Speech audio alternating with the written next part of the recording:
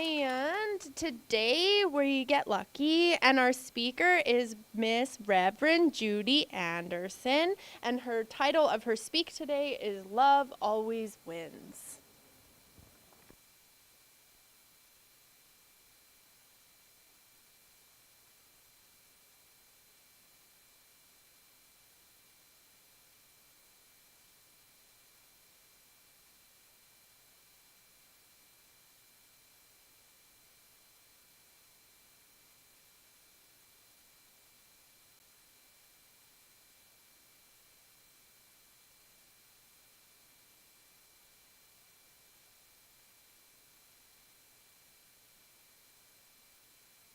Sight out of mind. Okay, now we're on. Okay, let's begin with some science. Russ, can you turn it there? Is that better? Let's begin with a spiritual mind treatment, or what we could call affirmative prayer. Just join me, if you like, in the stillness and the quiet, and embrace this particular moment in time as the best moment there is. And choose to expand into it. Let's expand our consciousness to accept a greater understanding of our own selves as blessings, as expressions of that which we call God. In this moment, let's be aware that there is something within us that is greater than we have ever considered in our conscious mind. Let's just breathe it in and accept that it is there and promise to let it out, to live, so that we may live more fully. I give loving thanks for that presence in each and every one of us, and so it is. And we're coming to the end of September, and September has been all about love and living love out loud, loving out loud, living out loud, laughing out loud. Right. There's people who remember that. And we're kind of summing it up, and where have we maybe not been able to handle that? Where have we failed a little bit in remembering every day to try to live from love? Because and some of this will go back. Those of you who were here for meditation may hear some of the same stuff again. Meditation just happens. So bear with me on that. But we go back to the science of mind principle that God is all there is. And God is love. If God is love, and if God is all there is, then what are you? You are part of all that is. That means that you are of God, in God, and God in you. And if God is love, you are love. Get that down. Right. There's no other answer. If God is love, you are love. You may not have been experiencing it as much as you would like. You may not have been living it as much as you might have liked or wish that you had been able to. But start with that fact. You are love right now. Always have been, always will be. You are love. So what is love? They didn't look up a dictionary definition. I'll just give you mine, whatever comes out of my mouth. Love is the desire for the highest and greatest good for every being, for every creature, for every blade of grass, for every country, every nation, every leader, everything.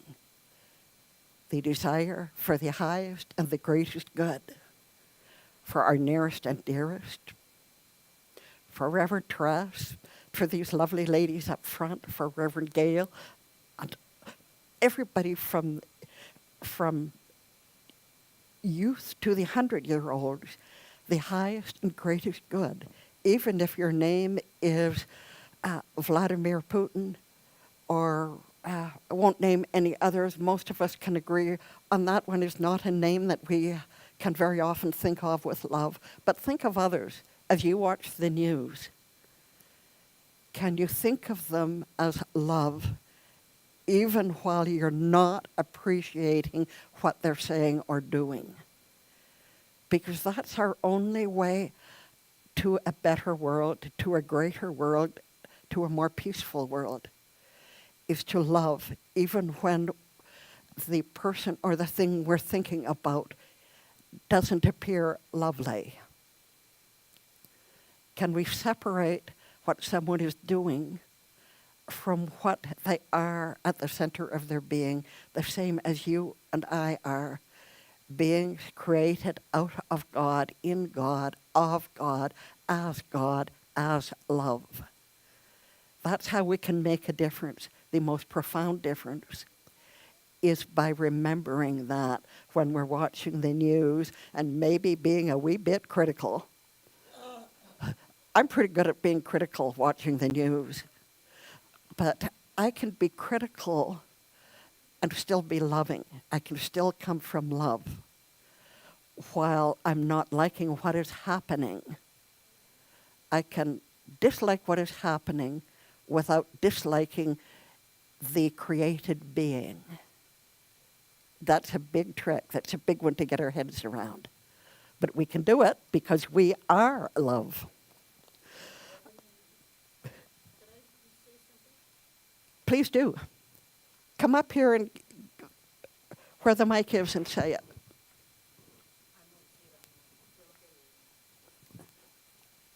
Just stay there. I'll stay. So I'm Reverend Gail, and I'm part of this parcel, and a big part of this parcel. I love you all. Anyway, Reverend Judy is talking about love, and that is so, so important. And the first and foremost that I think, Reverend Judy, is that we have to love ourselves before we can do anything in this world. You got it. That's in here. You can say that. Thank you. That's very true. And because you've brought it, because Reverend Gail has brought that up, let's get to some of what's underneath that. When in the Bible, in the Ten Commandments, when Jesus was asked what is the greatest commandment, and he said, love one another as you love yourself. And that means that your love for others can't be any greater than your love for yourself. So here is what my initial hurrah was about, is being love. How can you help but love yourself? You probably don't approve of everything you do. I just don't want that in the way of being able to see you two. You are trying to look at us, so I'm just going to move. Yes, all right. Thank you. So, get it that it. Oh, thank you. That makes it so much easier. Thank you. Hard on the neck over there. I'm so sorry. Yes, yeah. Well, if you are love, if that's the truth of what you are, the center of your being, then how can you not love yourself because not loving yourself prevents you from truly loving somebody else. If you don't love yourself, you might be on the voice on the phone that says, love you, instead of saying, I love you. Isn't that a big difference? Totally. I've gotten to where if I don't want to say I love you, I don't say it at all. I say, nice talking to you, bye now. But I much prefer to say, I love you. Jessica, you know what? I love you. Yeah, and thank you. Yes, you come and give me a big, big, big hug, my Jessica. Oh, yeah.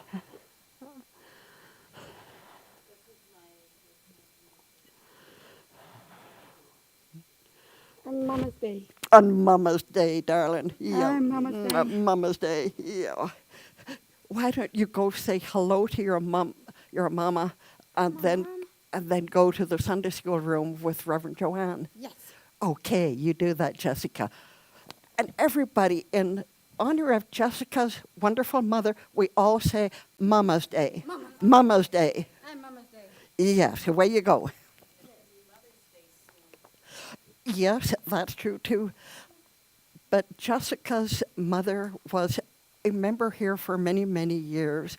And when she passed away, it was pretty hard on our Jessica. And when we taught Jessica to say namaste, to her it's Mama's Day. So we always support Jessica in Mama's Day. So with that, yes, and you'll never run into a more loving soul than Jessica. She personifies love, and she's. It's just how it is, and you know what? It doesn't matter if I get through what's written here. What matters is that we come together in understanding how big love is, and how important, and how it doesn't care if we said something nasty yesterday, or if we did something that wasn't quite right. We are still love, and we can decide to do better out of love. We can forgive ourselves for yesterday, and we can decide to do better. We can forgive and forgive and forgive and forgive and forgive as long as it takes until we are living the love that we are, to where the nasty response doesn't come out of our mouth anymore. We can be the love that we want to see in the world. And just one loving heart, 2 loving hearts, however many loving hearts are right in here, we're enough to shift the energy of our community. When the energy of our community shifts, the energy of our country shifts, the energy of our continent shifts, the energy of our world shifts. So each one of us, by trying just a little harder to be love, we can make a far greater difference in the world than we ever imagined. It doesn't matter if it's a 5-year-old or a 90-year-old that is being love. We make a huge difference. And we can do that without being hard on ourselves, but simply by loving ourselves. And by loving ourselves, by loving myself, I can love you and you and you and you and you and you, even if you stepped on my toe last week. I can love everybody I have ever been in contact with, even the person who raped me 60 years ago. I can love that person while I am somewhat critical of his actions. But once I took ownership of that experience, it didn't hurt anymore. It didn't shame me anymore. But can somebody bring me a tissue? Thank you.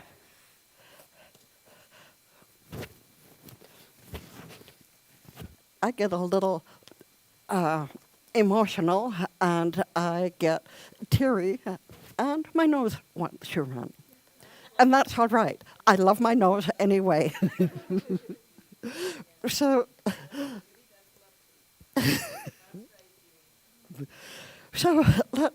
I want to share a few of these great quotes with you, even if I don't share the notes I made for my talk.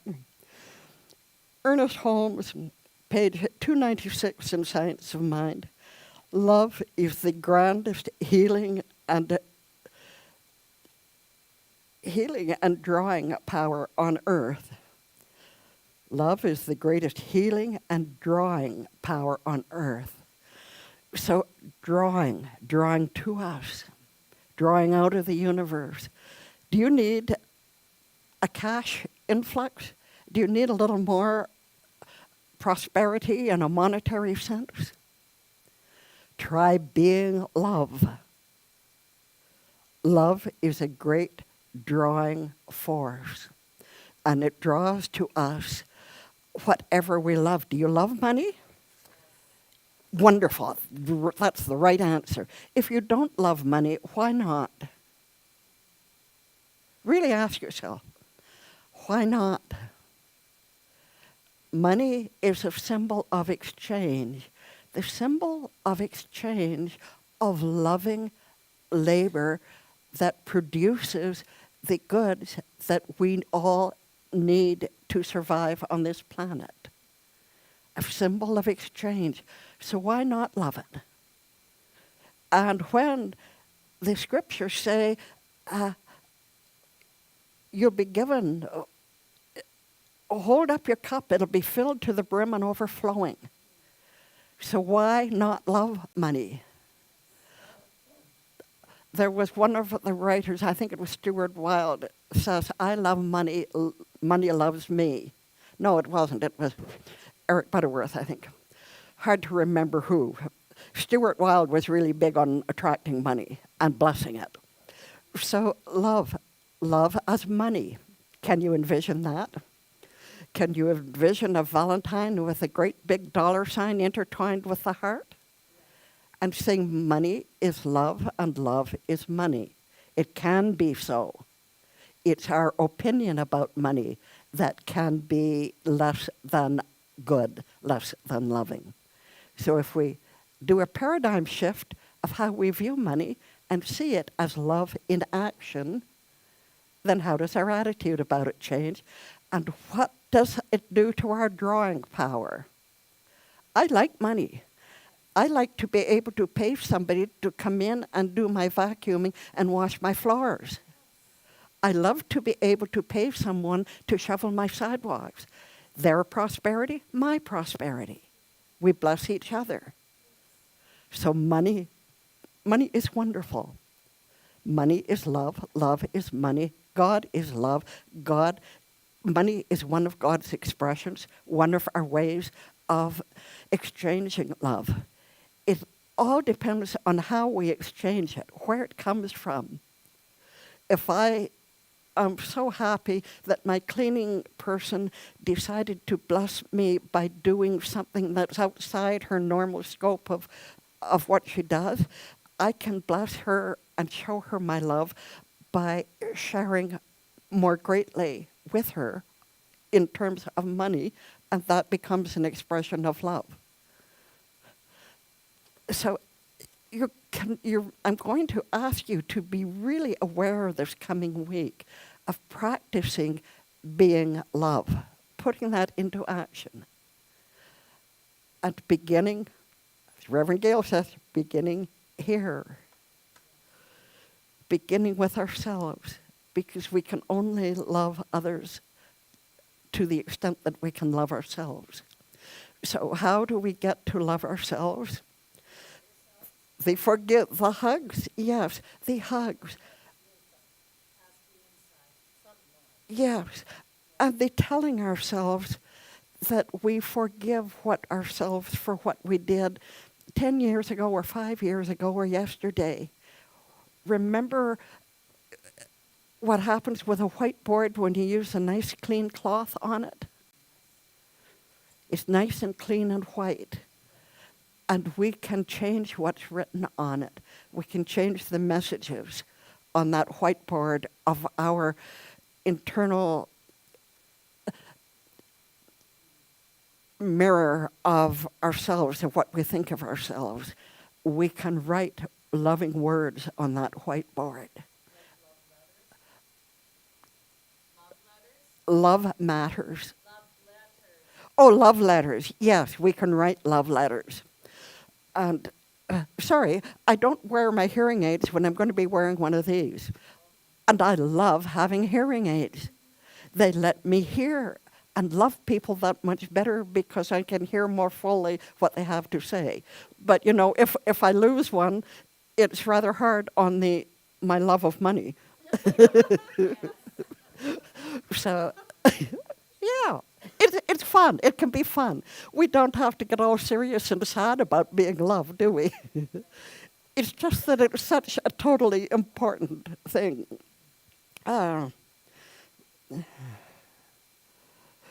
Okay, there's somebody, and I just went searching on the internet for quotes about love, and I came up with this one by Swan Huntley.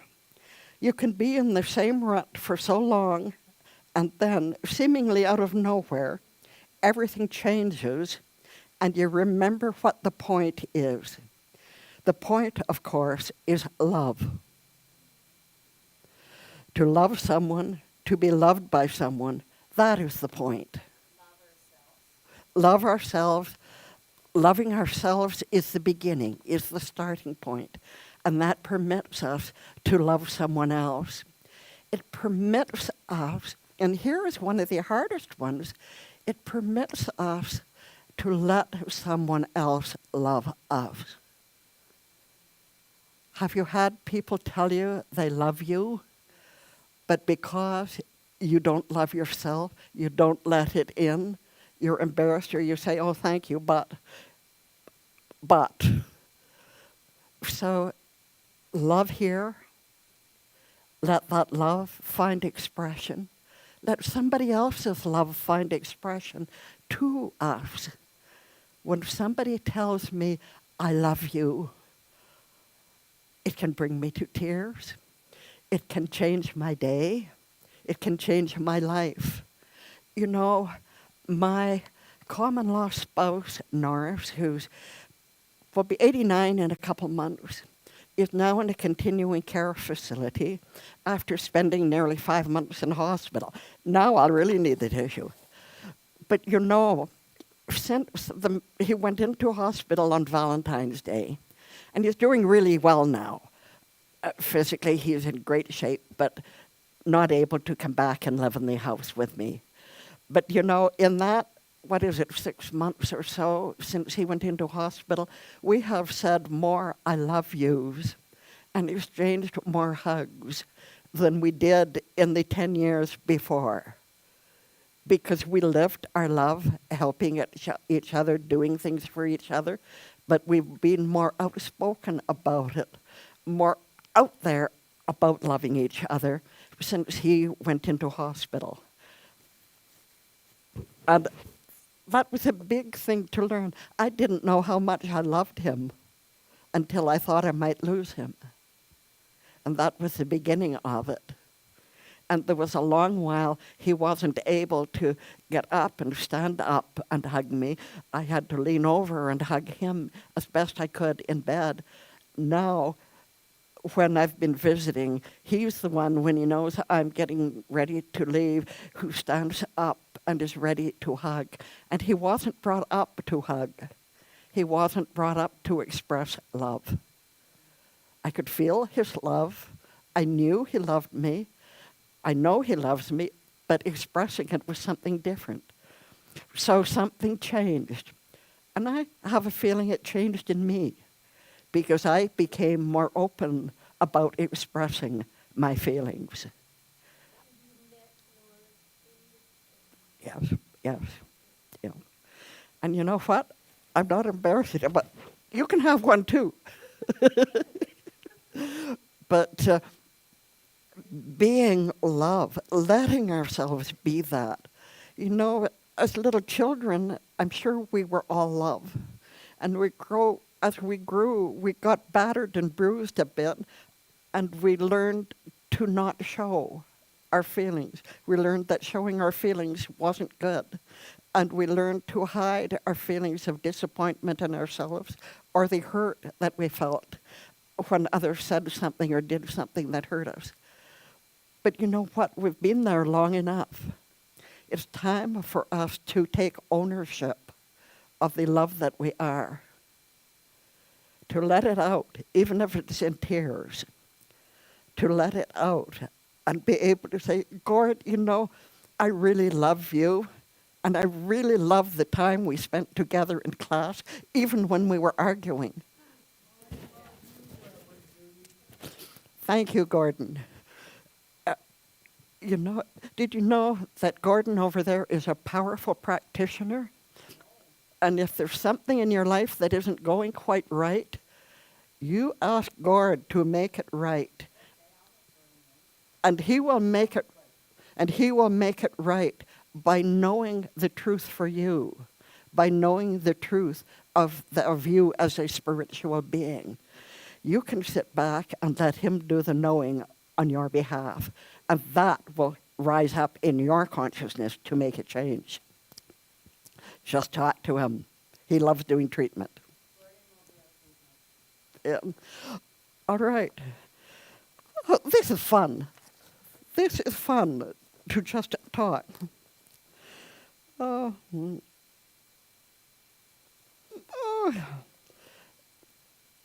Now I highlighted this name. Bartholomew said, love is an undulating energy that moves through you, within you, and radiates out of you and changes everything. Do you like that one? That came from, hundreds of years back. This man, I didn't take time to research him a lot, but I loved what he said. Love is an undulating energy that moves through you, within you, and radiates out of you and changes everything. Yes. Isn't that spectacular? And you know, I'm going to go, I usually have something tucked away on the last page of my notes.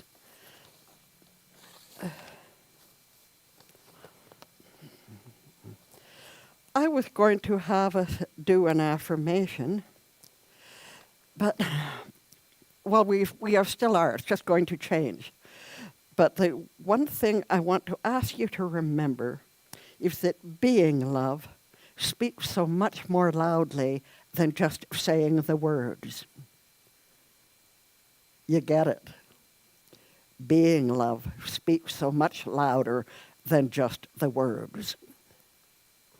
The words are nice to hear, though. You know, I want to say one more thing about Norris. You know, the love that he didn't feel he could express in words out loud, he could write beautifully on a card. I got wonderful cards from him for birthdays and Christmas and Valentine's Day, and in writing, he would express his feelings beautifully. So, yeah. So, my love story that started when I was 66, 1996. So we've been together for 27 and a half years. I can't hear you. Remember when I first started at church? Yes. And we did whatever we did together? It was in November of 92 that Norris and I both started coming to the center. You know, well, we masterminding. We were doing yes. Norris and I were in a mastermind group together for 4 years. I don't. I'm sorry. I have to be honest. I love that you came. You're the one that called me. Yes. All right. I'm delighted. But anyway, you know, it was in after masterminding together. And masterminding is a process where 3 or 4 or maybe up to 6 people get together once a week and you share some things that have been happening and you create an affirmation and you affirm the affirmation back to each person. And during the week, everybody in the group works on that affirmation for each person in their group. So you wind up with 4 or 5 wonderful affirmations. And you might type them up and put them on your fridge. And your affirmation works for me, and my affirmation works for you, and your affirmation works for you, and we all grow and prosper. Now, for the past many, many years, I used to do a mastermind clinic through the summer, and I didn't do it this year because of there's a lot of things, but it's the first time I haven't. But if you're interested in forming a mastermind group, talk to me after the service, and I'll print off a sheet of information about it. You might want to try one. That's another way of entering into loving relationships with some people that are really special to you. But it's or if they aren't really special, but just okay to start with, they'll become special very quickly. So, learning to be love, to be in love and letting it show, to letting our self-judgment go bye-bye. Exactly. And let we'll call it the dove of love, fly in, and I promise it won't poop on your shoulder. It's just you are created out of love to be love. And it's time that you felt it and knew it and embraced it and lived it from your heart. And so it is. Oh.